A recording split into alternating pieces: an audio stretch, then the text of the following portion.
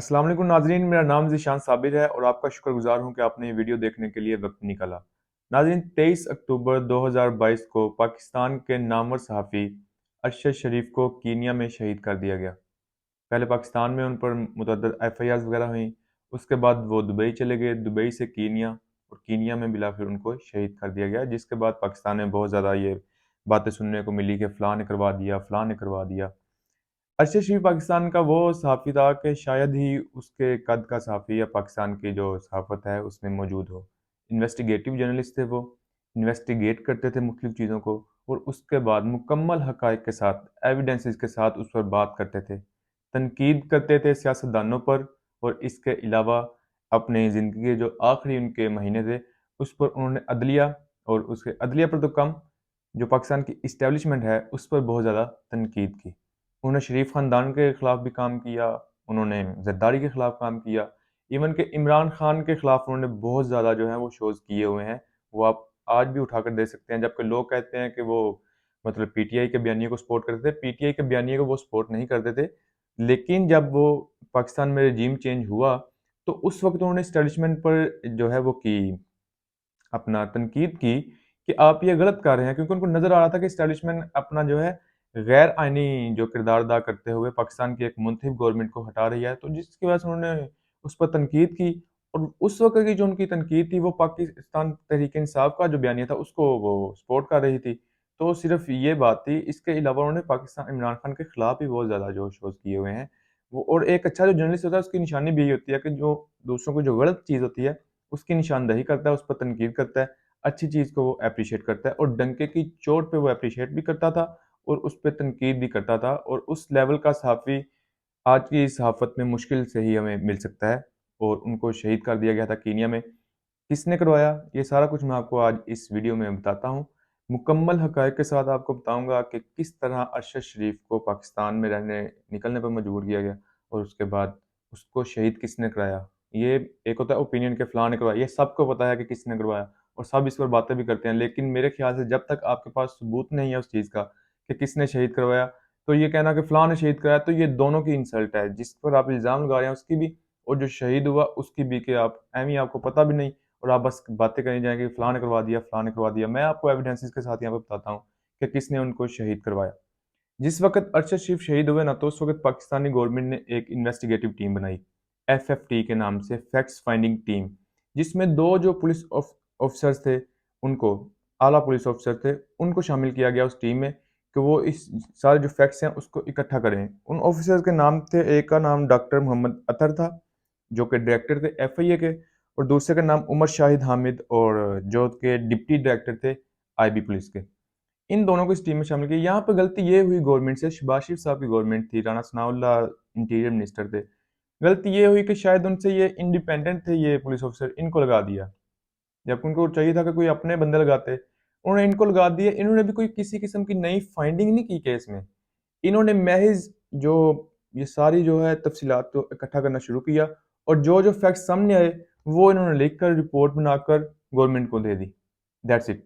कोई नई फाइंडिंग नहीं की, सिर्फ़ फैक्ट्स, हाँ, फैक्ट्स जो भी इनके सामने आए, उन्होंने वो लिख कर दे दिए। उसमें जिन-जिन किरदारों के नाम आए हैं, वो मैं आपके सामने रख देता हूँ और जो ये रिपोर्ट है जहाँ से मैं आपको ये पढ़ कर बताऊँगा, उस रिपोर्ट का मैं लिंक फैक्ट्स फाइंडिंग ने जो है, ये अपलोड की हुई है अपनी वेबसाइट पे।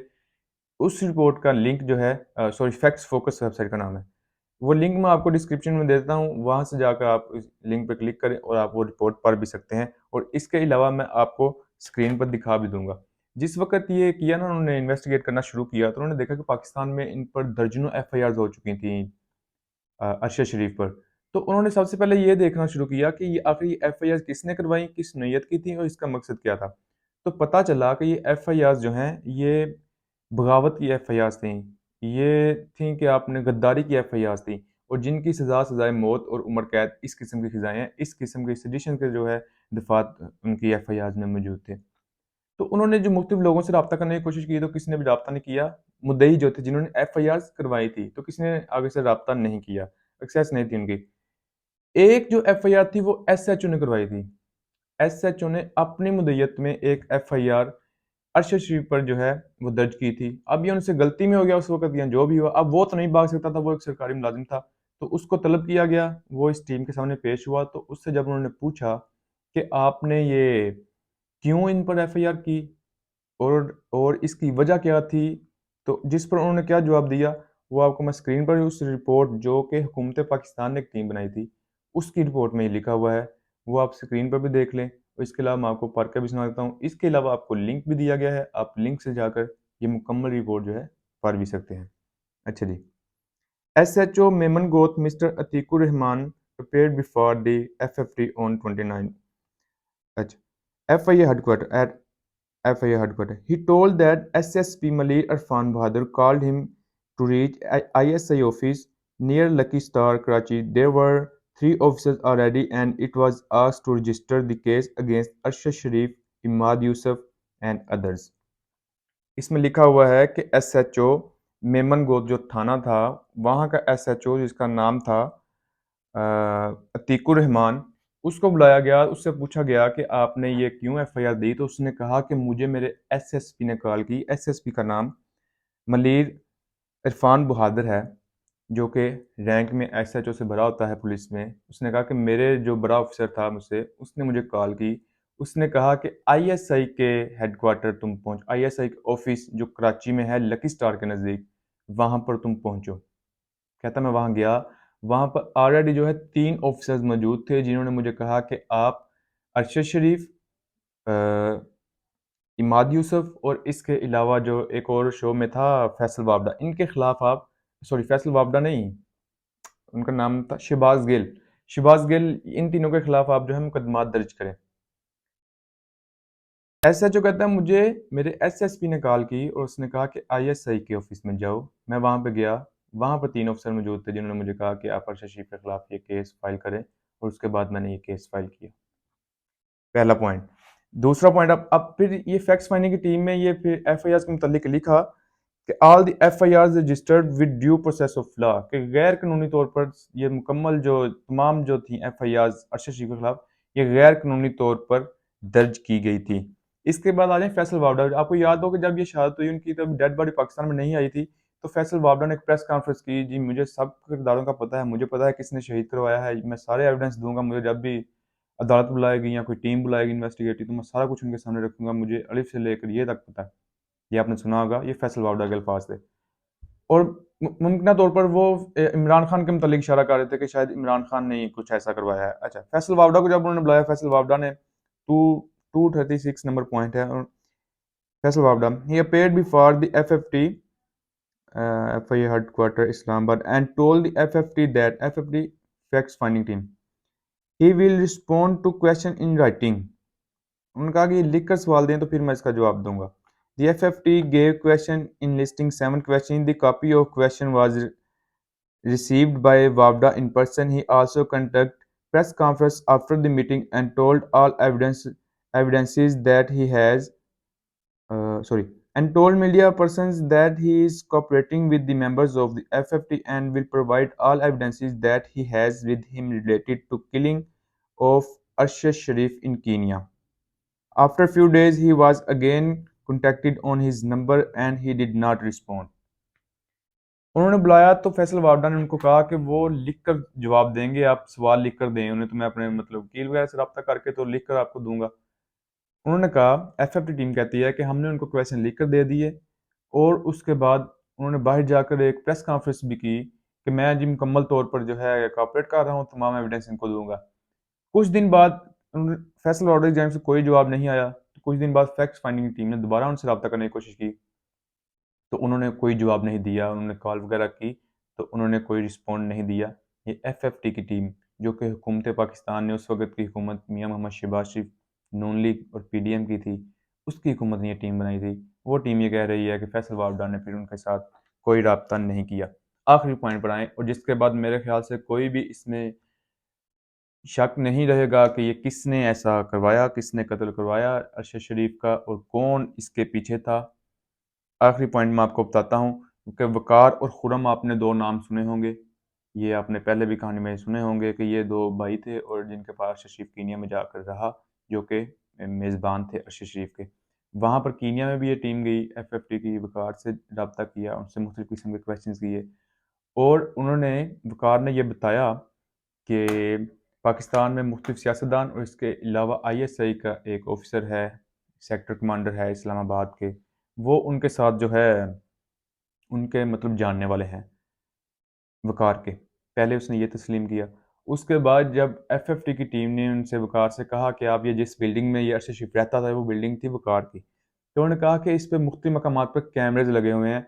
इन कैमरेज़ की जो सीसीटीवी फुटेज है वो आप हमें दे दें। ताकि हम पता करें कि जिस दिन अरशद शरीफ के साथ ये हादसा हुआ, वो किस वक़्त निकले, कौन आया, कौन गया, किसके साथ गए। तो उन्होंने कहा कि ये सीसीटीवी फुटेज आप हमें दे दें। तो जिस पर उन्होंने क्या रिप्लाई दिया ये आप स्क्रीन पर फिर से मैं आपको दिखा देता हूँ और ये डॉन की जो न्यूज़ है उसने भी इसको रिपोर्ट किया था। मैं डॉन न्यूज़ से आपको पढ़ के सुना देता हूँ ये पैराग्राफ। अच्छा जी। उनका it is said that Waqar was also known to a Pakistani politician and a senior official of the Inter-Services Intelligence (ISI) in Islamabad, and when he was asked for CCTV footage of the residence of Mr. Sharif, he replied that he made it conditional with the nod of the officer of the spy agency. जब उनसे मांगी गई ये CCTV footage तो उन्होंने कहा कि वो जो सेक्टर कमांडर हैं ऑफिशियल ऑफ स्पाई एजेंसी मतलब कि इंटेलिजेंस एजेंसी के जो ऑफिसर हैं जो कि पहले वो तस्लीम कर चुके हैं कि वो किन को जानते हैं, उन्होंने कहा कि मैं उसकी इजाज़त के बगैर ये सीसीटीवी आपको नहीं दे सकता। तो मेरा नहीं ख्याल कि इसके बाद कोई भी ये शक व शुबा रहता है कि कौन था इसके पीछे, कौन नहीं था। ये सबसे मतलब सबसे बड़ा ये क्लू था कि वहाँ की सीसीटीवी फुटेज मिल जाए, तो वही वो देने से इनकार कर रहा है। किसको? हुकूमत पाकिस्तान की बनाई गई टीम को। जो हुकूमत पाकिस्तान ने एक टीम बनाई इन्वेस्टिगेटिव, उसको वो इनकार कर रहा है कि मैं ये नहीं दूँगा जब तक कि मुझे फलाँ अफ़सर इजाज़त नहीं देगा और अफ़सर का आप सबको पता है कि किसका और रिपोर्ट में भी ये लिखा हुआ है। अगरचे ये अरशद शरीफ का केस बहुत कॉम्प्लिकेटेड था और है, लेकिन फिर भी इसमें बहुत से शवाहिद मौजूद हैं, किरदारों के नाम लिखे हुए हैं रिपोर्ट में कि किसने ये सब कुछ करवाया। अगर कोई भी आम शख्स है वो अरशद शरीफ के कातलों तक पहुँचना चाहता है, तो 2 रास्ते हैं आम शख्स के लिए। एक वो कि जिसने ये एफआईआर्स करवाई जिन नामों से मतलब कि अगर यहाँ गुजरांवाला में किसी थाने में होता है तो कोई ना कोई मुद्दई तो था ना उसका। लाहौर में हुआ, बलूचिस्तान में तो कोई ना कोई मुद्दई तो था ना उसका जिसने करवाई। तो वो आम लोग थे जिनको मुद्दई बनाकर पेश किया गया। उन तक पहुँचे, उनसे जाकर पूछें कि आपको किसने कहा था ये एफआईआर करवाने को? नंबर 1 ये एक तरीका। दूसरा तरीका ये लिंक मैंने आपको दे दिया है इस जो है अपना रिपोर्ट का, आप ये रिपोर्ट पढ़ लें जो कि हुकूमत पाकिस्तान की अपनी बनाई गई टीम ने, पुलिस ऑफिसर्स ने ये काम किया और ये रिपोर्ट बनाई जिसमें उन्होंने फैक्ट्स लिखे। आप ये रिपोर्ट पढ़ लें, आप जो है अरशद शरीफ के कातलों तक पहुँच जाएँगे। उम्मीद तो नहीं कि पाकिस्तान की जो अदालत है उससे ये उम्मीद तो नहीं की जा सकती कि पाकिस्तान में इसको इंसाफ मिल सकेगा अरशद शरीफ को, ना ही ये हुकूमत से उम्मीद की जा सकती है कि वो अक़वाम मुत्तहिदा में ये बात करें और कीनिया में दोबारा से मतलब कि इंटरनेशनल लेवल पर एक बने एजेंसी इन्वेस्टिगेटिव और फिर जाए वो कीनिया में जाके इन्वेस्टिगेट करे सारा कुछ। वो पुलिस ऑफिसर जिसने मारा अरशद शरीफ को, उससे इन्वेस्टिगेट करे और किरदारों तक पहुँचने की कोशिश करें। इस सब की उम्मीद तो नहीं की जा सकती, लेकिन फिर भी हमारा जो काम है वो आवाज़ उठाना है और आवाज़ उठाते रहेंगे इसी उम्मीद के साथ कि किसी न किसी दिन अरशद शरीफ को और उसकी फैमिली को और पाकिस्तान की सहाफ़त को इंसाफ मिल पाएगा। अभी तक के लिए इतने नाज़रीन खुश रहें, दूसरों के लिए आसानियाँ तक़सीम करते रहें। अल्लाह हाफ़िज़।